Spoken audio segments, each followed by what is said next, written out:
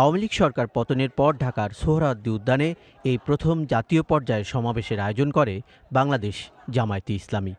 তীব্র গরমের মধ্যে দ্রুত সমাবেশ শেষ করতে অল্প সময়েই বক্তব্য দেওয়ার চেষ্টা করছিলেন জামায়াত ইসলামী সহ বিভিন্ন রাজনৈতিক দলের নেতারা। বিকেল ৫টা ২০ সমাপনী বক্তব্য দিতে মঞ্চে দাঁড়ান দলটির আমির শফিকুর রহমান। শুরুতেই তিনি মঞ্চে দাঁড়িয়ে ঘোষণা দেন, ফ্যাসিবাদ বিরোধী লড়াইয়ের পর আগামীতে বাংলাদেশে আরেকটা লড়াই হবে দুর্নীতির বিরুদ্ধে। এর কিছুক্ষণের মধ্যেই সমাবেশ মঞ্চে অসুস্থ হয়ে পড়েন তিনি। কয়েক মিনিটের মধ্যে আবার বক্তব্য দিতে দাঁড়ান, তবে দাঁড়াতে না পেরে বসে পড়েন তিনি। তাহলে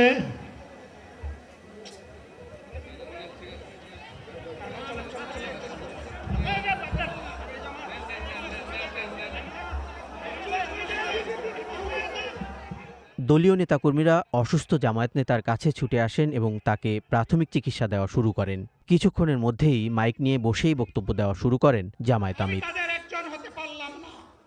তিনি বলেন, আগামীতে দলের কেউ এমপি বা মন্ত্রী হলে কিংবা সরকার গঠন করলে তারা সরকার থেকে কোনো প্লট নেবে না, চড়বে না ট্যাক্সবিহীন গাড়িতে।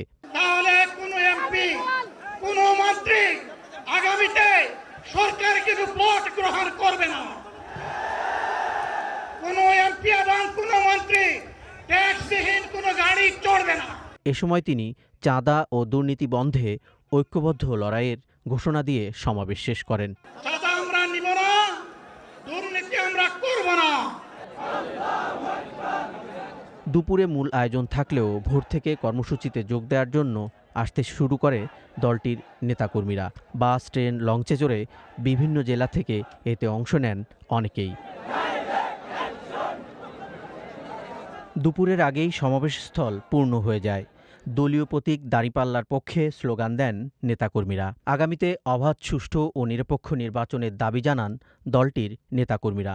এজন্য নির্বাচনের সময় আইনশৃঙ্খলা বাহিনী ও প্রশাসনকে ঢেলে সাজানোরও পরামর্শ দেন তারা।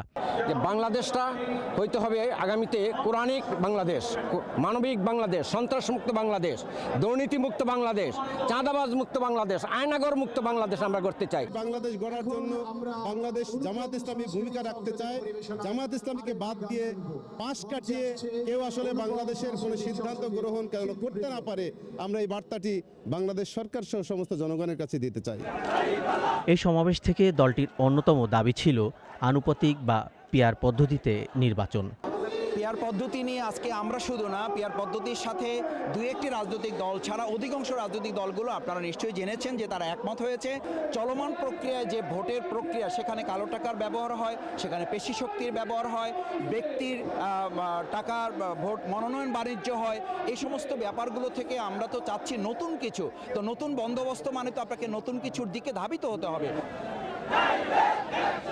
জামায়াত ইসলামের এই সমাবেশে ইসলামী আন্দোলন, জাতীয় নাগরিক পার্টি, হেফাজতে ইসলাম, খেলাফত আন্দোলন, গণ অধিকার পরিষদ সহ বিভিন্ন দল ও সংগঠনের নেতাকর্মীরা বক্তব্য দেন। মাহফিল অ্যাপস, দেশের সর্ববৃহৎ ইসলামিক ভিডিও স্ট্রিমিং অ্যাপস। হালালভাবে সকল ইসলামিক ভিডিও দেখতে এখনই ইনস্টল করুন।